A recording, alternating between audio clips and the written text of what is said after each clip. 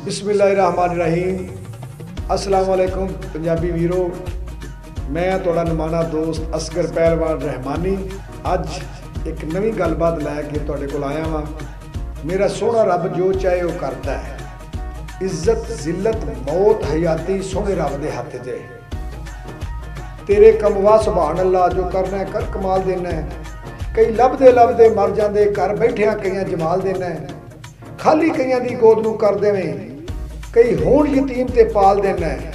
असगर मंगदे कई जलील हो के, बिना मंगिया कई नूं माल देना है। ये मेरे रब दे कम ने।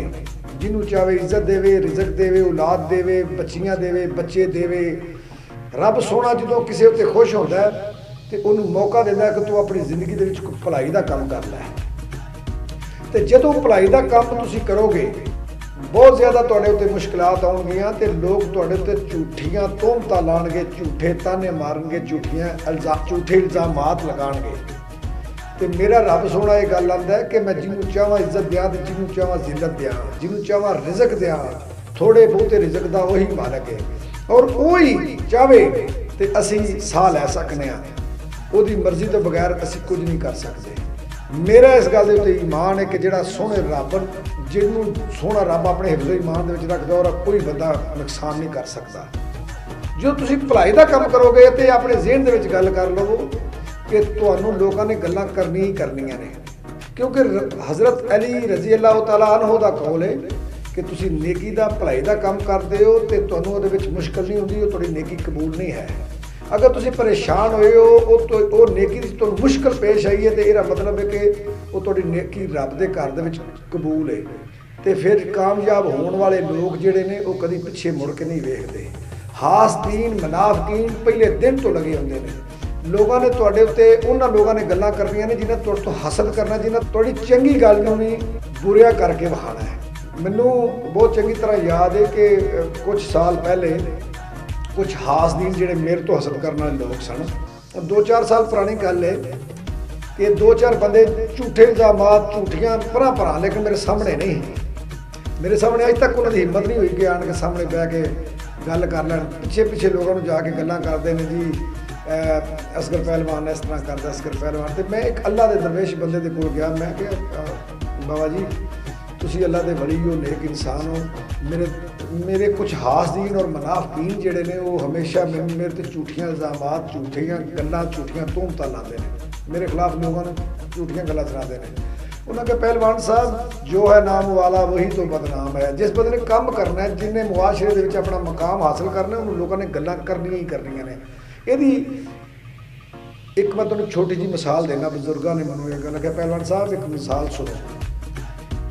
एक पिंड दे कलर दे विच एक वली अल्लाह सी रहिंदा, अजार दे विच रहिंदा सी। उहदे आले दुआले पिंड रहिंदे सन, 5-7 पिंड सन गिरदो नवाब जिन्हें चवां तरफ। और जिहड़े मलंग बंदे सन ना, उस दरवेश उस अल्लाह के वली के जिहड़े मलंग बंदे सन, वो अज एक पिंड मंगण गए ने, उन्होंने रोटी लियाती, मंग के रोटी तो आन के खा लीए। फिर दूसरे दिन दूसरे पिंड गए ने, तीसरे दिन तीसरे पिंड। हुण एक पिंड की एक जो जाता भी जिहड़ा भी कोई मलंग मंगण वास्ते जाता सी ना, उस पिंड दे विच एक कुत्ती सी, वो वड़न देंदी नहीं सी। वो इन्ना को भौंकदी सी, इन्ना को भौंकदी सी कि वो बंदे नूं किसी भी मलंग नूं पिंड च नहीं सी वड़न देंदी। हुण तुहानूं पता है जिवें इंसानां दीयां नस्लां हुंदियां ने, मतलब बीबियां जिहड़ियां कई बीबियां तुसीं ऐसा जिंदगी च वेखियां होणगियां जिहड़ियां लड़दियां नहीं, प्यार दे नाल जिंदगी गुजारदियां ने। कई बीबियां फिर ऐसियां भी वेखियां होणगियां जिहड़ियां अपने आंढ गुआंढ वाले लोगों नूं स्यापा पाया हुंदा, हमेशा लड़दियां ने। इस तरीके दे नाल जानवरां दीयां भी नस्लां होंदियां ने, चंगियां ते मंदियां। चंगे खून जिहड़े ने चंगी हमेशा गल करदे ने। ते इह गल हकीकत है कि जिनसा आपो अपने जोर दसन जदों उखली घत छड़ींदियां ने ते लख माल खुआइए कंजरी नूं दिलों महबूब कदी ना थींदियां ने। जिनसा अपना आप दसदियां ने, नस्लां अपना आप दसदियां ने। कुछ कुत्तियां तुसां जिंदगी जिहड़े पिंडां दे लोग ने जानदे होणगे कि पिंडां दे विच इस तरह दीयां भी, बल्कि हर जगह कुत्तियां ही होंदियां ने। कुत्तियां इस तरह दीयां भी होंदियां ने जिहड़ियां खामोशी दे नाल पिछों इंसान नूं ओहदी लत्त जिहड़ी है वड़ दिंदियां ने। फिर कुछ ऐसियां कुत्तियां होंदियां ने जिहड़ियां भौंकदियां ने ते फिर वड़दियां ने। कुछ ऐसियां कुत्तियां होंदियां ने जिहड़ियां ना भौंकदियां ने ना वड़दियां ने ते ना खामोश ने, सिर्फ भौंकदियां ने। वो सिर्फ अपनी जबान तो लोग अगले नूं नुकसान पहुँचाने की कोशिश करते हैं। इसे तरीके दे नाल दुनिया दे उत्ते इंसान भी ने जिहड़े वो तुहानूं तुहाडी बराबरी ते नहीं कर सकते, लेकिन तुहाडी मुखालफत वो हर जगह ते करनगे, गल्लां दे रहे ने। वो जिहड़े दरवेश हैं उस पिंड दे विच जांदे ने, कुत्ती जिहड़ी जान नहीं देंदी, उन्हां बड़े तंग सारे मलंग हो गए। उन्हां बाबा जी दे कोल अपने बजुर्गों नूं आख्या, बाबा जी असीं बड़े परेशान हाँ, सानूं इस तरीके दे नाल एक कुत्ती फलाणे पिंड दे विच उस पिंड च नहीं वड़न देंदी। बाबा जी ने आख्या कासा मैनूं दिओ जिहड़ा मंगण वाला सी, और एक वड्डी सारी डांग फड़ ली, छोटा फड़ लिया हत्थ विच, ते उस पिंड टुर गया। ते कुत्ती हसबे मामूल वेख्या कि बंदा मंगण वाला आ गया, दरवेश आदमी, उन्हें उन्होंने पैना शुरू कर दिता, जी भौंकना शुरू कर दिता। और उत्ते बाबे ने पिंड तो बाहर एक रूढ़ी सी, और खलो गया। सवेरे 10 बजे का टाइम है। वो कुत्ती सारा दिन भौंक भौंक के यानी कि सुबह 10 बजे तो लैके जिसले 1-2 का टाइम होया ना, तो कुत्ती भौंकना जिहड़ा ना वो थोड़ा जिहा मट्ठी हुई, घट हुई। बाबे ने 2 कदम अगे पुट्टे, तो कुत्ती फिर भौंकना शुरू कर दिता। यानी सुबह 10 बजे तो लैके असर का 3-4 का वक्त हो गया। कुड़ी वो जी कुत्ती उन्हें भौंकना नहीं छड्डिया, लेकिन वो 3-4 बजे भौंक के मर गई, क्योंकि उसकी नस्ल के भौंकना सी।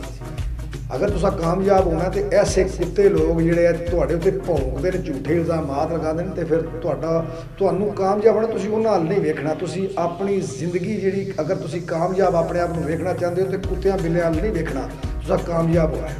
मैनूं बाबा जी की बड़ी गल पसंद आई, और फिर मैं वेख्या जिहड़े लोग मेरे हास दी मुखालफीन मेरियां गल्लां करते हैं, मेरे खिलाफ झूठे प्रापोगंडे करते हैं, मैं वेख्या वो बेचारे खुद जलील होए। मैनूं उस बुजुर्ग की गल बड़ी चंगी तरह याद है। और एक अल्लाह के बुजुर्ग, मैं अल्लाह के वली इस दौर के आखांगा, हाजी सैफ उल अज़ियार साहब, मैं रहमानी वेलफेयर ट्रस्ट पाकिस्तान के चेयरमैन ने, मेरे उस्ताद मोहतरम ने मैनूं हमेशा ये गल आंदे ने, असगर इंसान दुनिया दे विच सारे कामयाब हो जाते हैं, लेकिन इंसान मरदा कामयाब कोई नहीं। अगर तुसीं कामयाब होना चाहते तो वो मखलूक नूं राज़ी करो।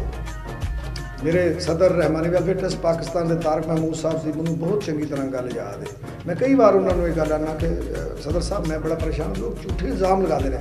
उन्होंने इस करी यार तू क्यों परेशान होना, तू अपनी ज़ात वास्ते कम करना है? जी नहीं, किहदे वास्ते करना है? अल्लाह की रज़ा वास्ते कम करना है, तो फिर अल्लाह नूं फिक्र होना चाहिए। और वाकई मैं वेख्या कि जिहड़े लोग हासदीन मुनाफिकीन सन, वक्त गुजर गया, अज उन्होंने नाम लैन वाला कोई नहीं, उन्होंने झूठ उत्थे नहीं, लेकिन अलहमदुलिल्लाह अल्लाह का खास करम है, उस रब का करम है।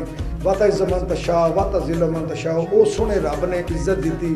और दुआ है कि रब सोना जिस तरह दुनिया के उत्ते मुआशरे के इज्जत के नाल सानूं जिंदगी दी, जिस तरह इस तरीके नाल मौत देवे, और रोज़ मैशर वाले दिन असीं उहदे अगे कम से कम थल्ले ध्यान करके शर्मिंदा होकर ना खलोईए, असीं सीधा सीना करके खलोईए, तो रब नूं ये गल आखीए, रब्बा सोहणिया साडा दुनिया के उत्ते सिर नीवा रखी। मेरी दुआ है रब्बा सोहणिया, असीं जिस वक्त उत्थे जाइए रोज़ मैशर वाले दिन अल्लाह ताला के सामने पेश होइए, तो कम से कम असीं थल्ले ध्यान ना करिए, असीं उत्ते ध्यान करके सामने खलोईए कि असीं प्यारे महबूब दी और महबूब की उम्मत दे विचों हाँ। अल्लाह का लख लख शुक्र है कि दुनिया के कुत्ते कुत्तियां भौंकदियां रहणियां ने, राइयां ने लंघ जाना, कुत्तियां भौंकदे रहना, राइयां लंघदे जाना। अपनी जिंदगी अगर तुसा कामयाब होना तो कभी किसी हासदीन मुखालफीन की परवाह नहीं करनी, सिर्फ अपने रब नूं याद रखना है। मेरा ईमान है कि तुसी कभी हारोगे ना। रब रखा।